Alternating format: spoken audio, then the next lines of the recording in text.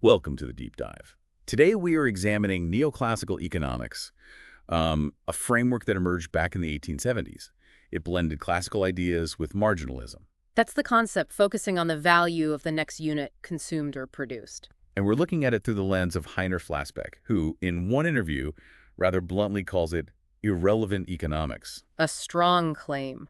The source is an interview titled Das hat mit Wissenschaft nichts zu tun. Heiner Flassbeck zerstört die Neoklassik in Interview from the channel Agitator der sozialen Marktwirtschaft. So our mission here is to unpack the core ideas of neoclassical economics, understand Flassbeck's critiques, and explore why these ideas, despite criticism, remain so influential. A good place to start is Léon Walras.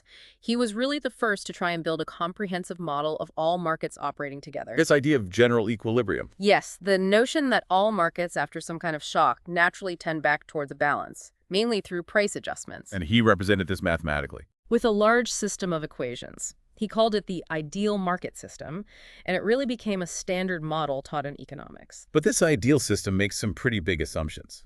Things like no profits, no risk, everyone having complete information. Perfect foresight, essentially. Those are indeed key assumptions. The neoclassical defense is often that by focusing on this right core, you get closer to the underlying truth, even if the assumptions themselves aren't perfectly realistic. Flassbeck, however, sees fundamental problems, inherent contradictions within the Walrasian system itself. He does. One major issue he raises is the inability to actually form a real wage or a real interest rate within the system's own logic. You mean the nominal wage adjusted for inflation and the nominal interest rate adjusted for inflation? Correct. To calculate those, you need an overall price level. But in the Walrasian adjustment process, that price level only emerges right at the very end, once equilibrium is supposedly reached. So you need the result before the process can even happen. That's the contradiction. How can the labor market adjust based on real wages if the price level needed to determine those real wages isn't known until after the adjustment is complete? And the same logic applies to the real interest rate determination.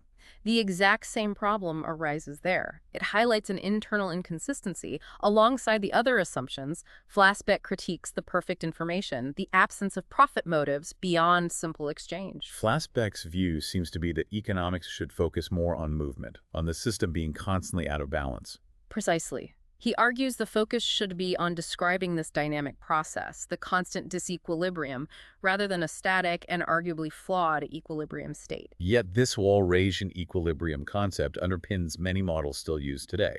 Central banks, the IMF, OECD. It does, even in more modern stochastic equilibrium models that try to incorporate uncertainty. The core equilibrium idea often remains. Walras might argue complete information solves the price level problem. Everyone foresees it. Flassbeck counters that. The overall price level is an outcome of all individual price interactions. It can't be known beforehand by everyone, which brings us back to the labor market problem. So a fundamentally debated framework, yet persistently influential. Very much so. And contrasting Walras is Joseph Schumpeter. Schumpeter focused much more on change, on dynamism. Yes, he saw entrepreneurs as the driving force, constantly innovating, creating new production methods, new products. And this process of innovation inherently disrupts any equilibrium that might exist. It has to. Schumpeter's entrepreneurs earn profits, unlike in Walras's ideal system, precisely because they increase productivity. Which can lead to higher profits at constant wages, Yeah. maybe gaining market share by lowering prices. Both are possibilities, but the result is disequilibrium. Some firms win, expand. Others might face unemployment, even bankruptcy. It's a process of creative destruction. That sounds perhaps more like the economy we actually observe. Why wasn't it immediately embraced? Well, Flassbeck suggests many economists at the time were uncomfortable losing the perceived mathematical beauty and neatness of the Walrasian system. Schumpeter's world looked more like, well, chaos compared to equilibrium. And Schumpeter was apparently disappointed by this reception. He seems to have misjudged how attached the profession was to the equilibrium framework. Shifting focus a bit, how did neoclassical ideas take hold in Germany? Initially, the historical school was dominant there. The historical school described economic phenomena meticulously, but lacked an overarching aggregate theoretical framework.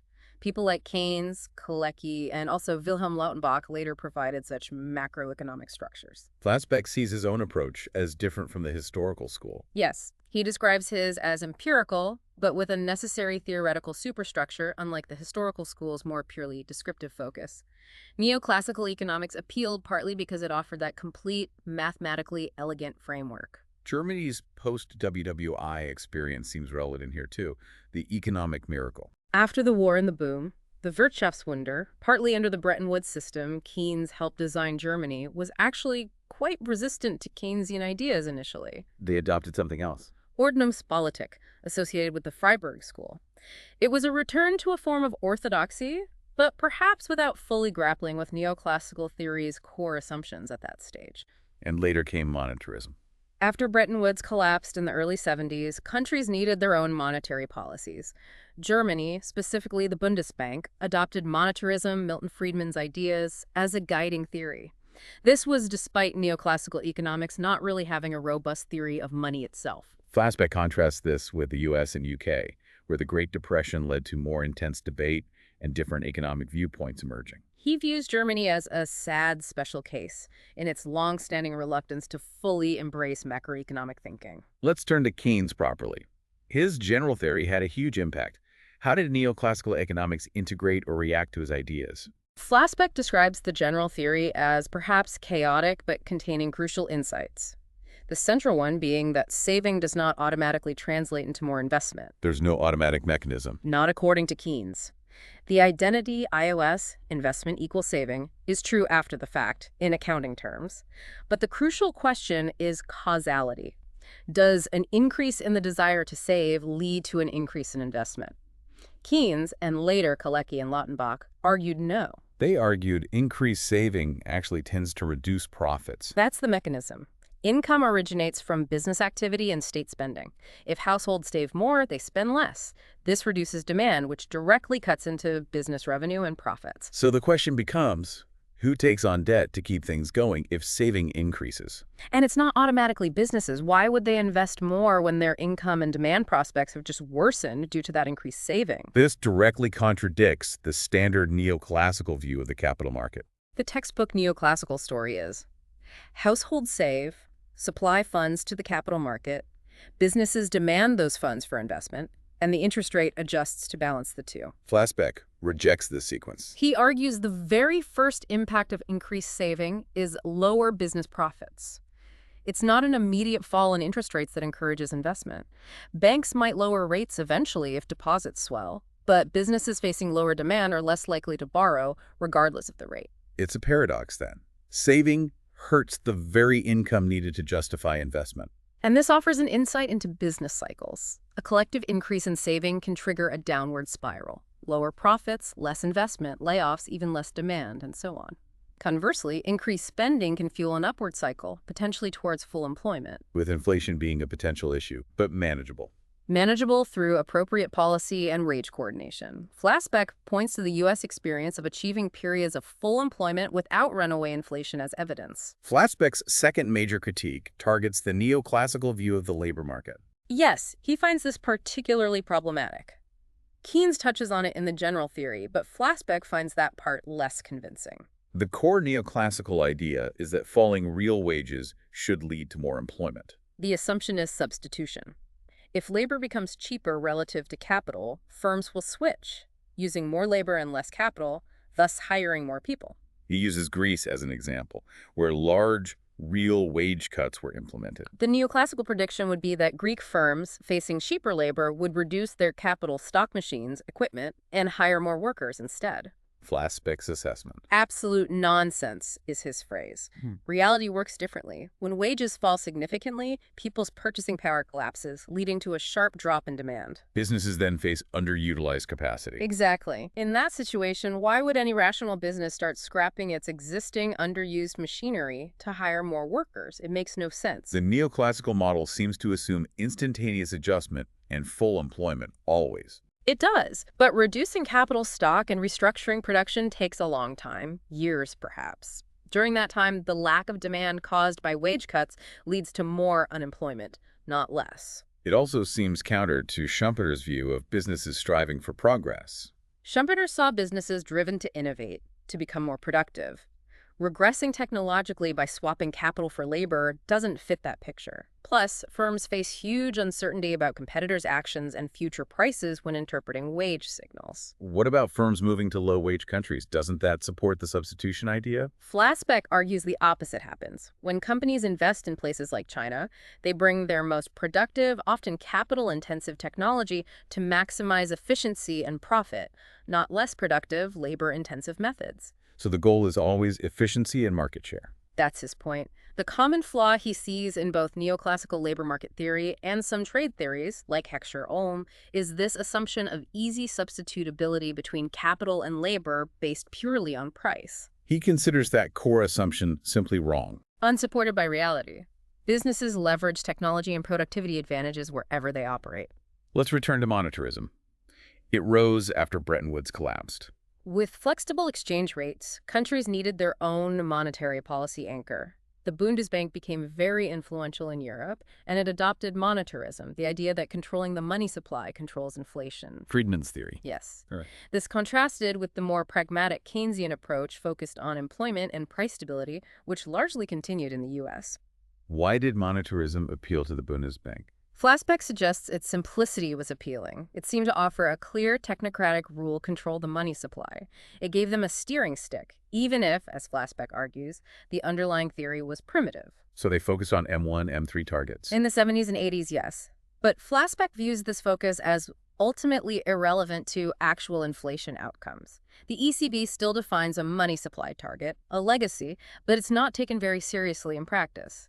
He feels current ECB policy is still somewhat hampered by those old German ideas, though. Monetarism relies on the quantity theory of money, MVPY. And its assumptions, like a stable velocity of money, V, and predictable output growth, Y, allow the theoretical link between money supply, M, and the price level, P. But Flassbeck critiques those assumptions. He argues there's no empirical basis for them. Decades of data show velocity is highly unstable, chaotic even, and critically, no central bank has ever actually managed to directly control the money supply. Friedman's argument was also about central bank independence, giving them a simple rule. To keep them away from political pressure, just target money growth and let markets set interest rates. Flassbeck calls this grandiose nonsense that never worked in practice. What happens in reality? Central banks always manage interest rates. They supply the liquidity needed to keep rates relatively stable because stable rates are crucial for investment and financial stability.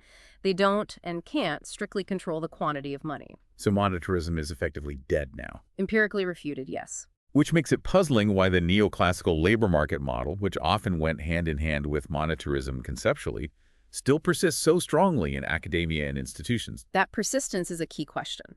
Part of the explanation offered within the mainstream is the Lucas critique. Robert Lucas and rational expectations. The idea that economic agents, people, firms, form expectations rationally, consistent with the economic models themselves. They anticipate the outcomes predicted by, say, neoclassical models and act accordingly.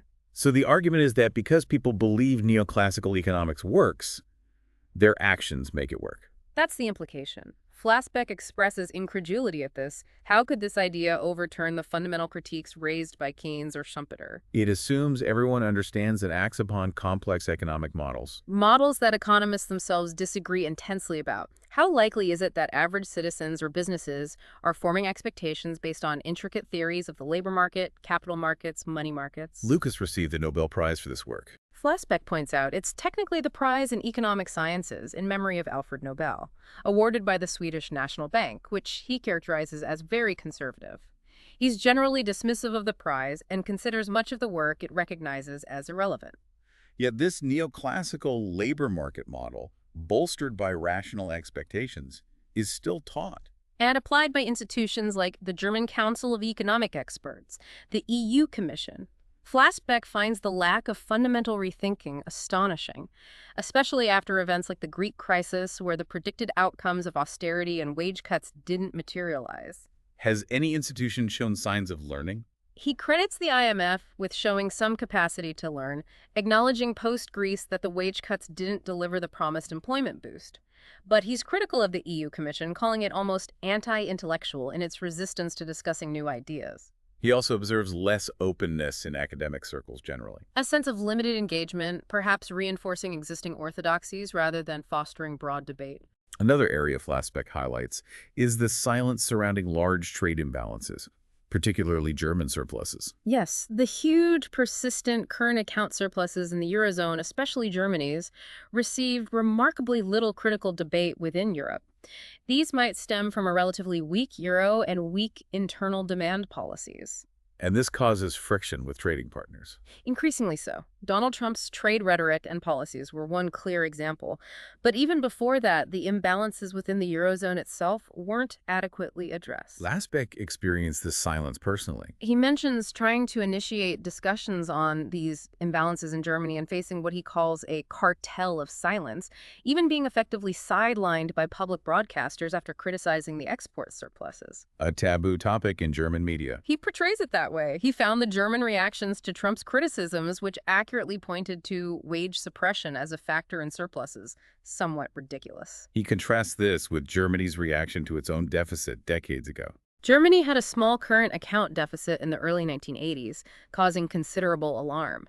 Yet the U.S. runs massive deficits for decades, and Germany runs massive surpluses, violating global trade norms, EU rules, and even Germany's own stability and growth law, with little internal debate. Flassbeck sees this as quite revealing. Revealing about the state of economic discourse and societal priorities in Germany, with most economists, in his view, remaining complicit in the silence. How should these imbalances be addressed? Tariffs like the U.S. imposed. Tariffs are one response. Dollar devaluation is another. Flassbeck seems to prefer a significant dollar devaluation coupled with international pressure on surplus countries like Germany to stimulate their internal demand. He thinks the EU threatening countermeasures is the wrong approach. Likely to backfire, he suggests, because surplus countries ultimately have more to lose in a trade war. He sees a lack of strategic thinking or grip among European leaders on this. So he advocates for a move away from assuming free trade is inherently always best. Towards recognizing legitimate national interests and the need for negotiated cooperative trade agreements, perhaps under the WTO umbrella. He acknowledges these negotiations are tedious but necessary. And the EU's response to the U.S. should be more cooperative. He suggests engaging directly, discussing how the EU can reduce its surpluses as part of a deal to lower tariffs, recognizing the weaker position of surplus nations in a trade conflict. This requires internal consensus within Europe, too, especially on fiscal matters. Absolutely. Addressing external imbalances requires internal policy shifts, including a better understanding of debt, particularly government debt's necessary role. Germany has slightly eased its debt brake, but he argues the fundamental understanding is still lacking. There needs to be a more open discussion in Brussels. About appropriate fiscal policy, debt levels, moving beyond rigid rules. He uses Italy's high debt in the past, partly a consequence of high private savings necessitating government deficits, as an example of these complex relationships. Intelligent dialogue is needed. Looking ahead, what about the Eurozone's future, especially with planned expansions like Bulgaria? Flassbeck expresses skepticism about meaningful reform. Given the lack of debate on fundamentals, Bulgaria's accession raises concerns because significant imbalances in unit labor costs seem to have already developed since its currency was pegged to the euro mark. He's warned about this before. Repeatedly about issues in Eastern Europe, including Bulgaria's rapid wage growth potentially harming its own competitiveness. He criticizes the lack of serious attention from the ECB and EU Commission. He still supports the euro itself. Yes, but remains critical of the Maastricht Treaty framework, which he sees as flawed and heavily influenced by German interests at the time.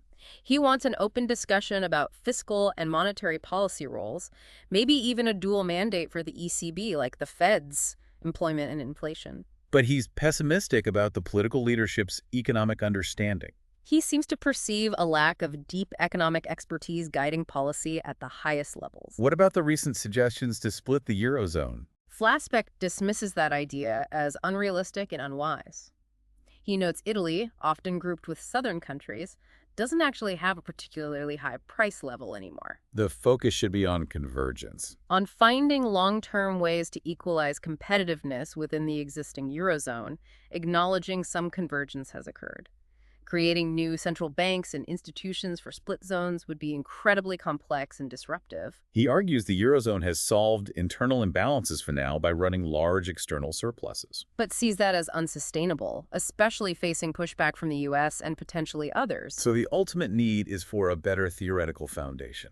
A fundamental understanding of how the economic system truly operates, the interplay of fiscal policy, monetary policy, wage formation based on sound theory, not the flawed neoclassical ideas he critiques. To wrap up, we've delved into Heiner Flassbeck's critique of neoclassical economics, its core assumptions about equilibrium, and its disconnect from the dynamic reality of economies driven by innovation and uncertainty. We've touched on how these ideas, despite their alleged flaws, gained influence, particularly in Germany, and continue to shape policy through institutions and academia, leading to issues like persistent trade imbalances and potentially ineffective crisis responses. The persistence of these models, from the labor market to trade theory, raises questions about their ongoing impact. And perhaps a final thought for our listeners. Consider how the dominance of certain economic models, even if questioned by some experts, might be shaping not only policy decisions that affect us all, but also our own individual understanding of economic events.